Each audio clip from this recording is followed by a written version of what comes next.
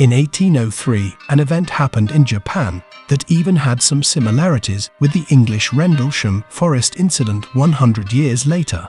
The event has been studied multiple times by researchers, even as late as 1997. There are a number of explanations for the event. One of them is a close encounter of a third kind. On that day in February 1803, fishermen spotted an unfamiliar vessel seeming to drift in the sea.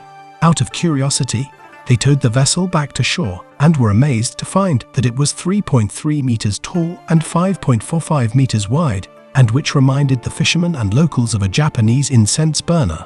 The top part of the vessel seemed to be constructed with a red-colored rosewood coating, while the lower part was covered with metal plating which seemed to be for protection from jagged rocks. The upper section of the vessel had several glass or crystal windows, all secured with metal bars, and filled with sap from some kind of tree.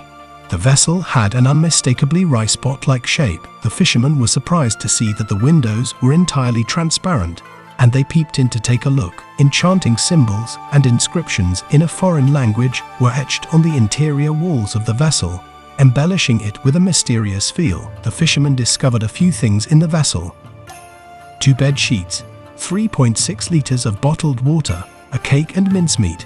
The fisherman then noticed a young woman who looked to be around 18 or 20 years of age, and she was incredibly beautiful. She was 1.5 meters tall, had red hair and eyebrows, the hair elongated by artificial white extensions. The extensions could have been made of white fur or constructed from thin textiles with a coating of white powder. The skin of the woman was a very pale pink color. She wore precious, long and smooth clothes of unknown fabrics. The woman began speaking, but no one could understand her and she could not understand them either. Therefore, no one could ask her where she was from or why she was here. Although the mysterious woman appeared friendly and courteous, she acted oddly, for she always clutched a quadratic box made of pale material which was around 60 centimeters in size. The woman did not allow anyone to touch the box, no matter how kindly or pressingly the locals asked. A local village elder speculated that the woman could be a princess from a foreign land who married in her homeland. But when she had an affair with a townsman after marriage, it caused a scandal and the lover was killed for punishment. The princess was banned from home, but as she enjoyed lots of sympathy, she escaped the death penalty. Instead, she might have been banished to that vessel and left to her destiny. If this is correct, the quadratic box may contain the head of the woman's deceased lover. According to the village elder, in the past, a very similar box along with a woman was washed ashore on a close-by beach. Inside the box, a head was discovered. The story then concludes with the fisherman returning with the woman to the vessel, placing the woman in it, and setting it to drift away back into the ocean. In one version of the story, the woman remains at the village and grows old and dies there.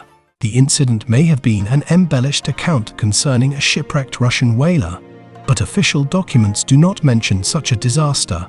In ufology, this is known as the legend of the hollow ship, or by the Japanese name Utsuro-bune, and has been described as an early case of a documented close encounter of the third kind, based on the similarities between the drawings of the ship from the Edo period and 20th century descriptions of flying saucers.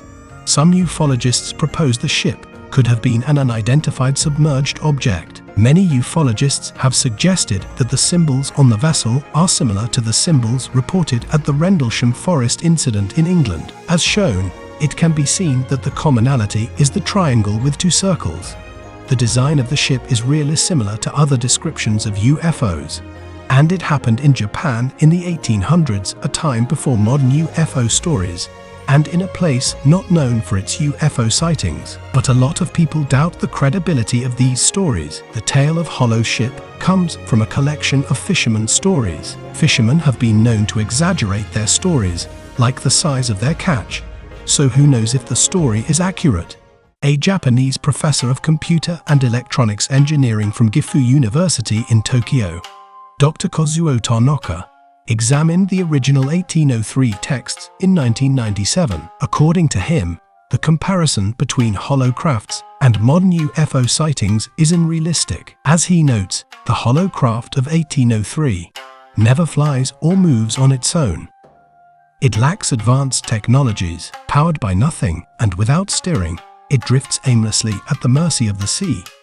The incident mimics certain ideas that have been contained in Japanese mythology for hundreds of years. It may therefore be a version of the Japanese folklore story known as Urashima Taro. As with any legend, the hollow ship has grown in its telling. Modern legend trippers have taken up the tale, inserted their own details, and twisted it like a modern game of telephone.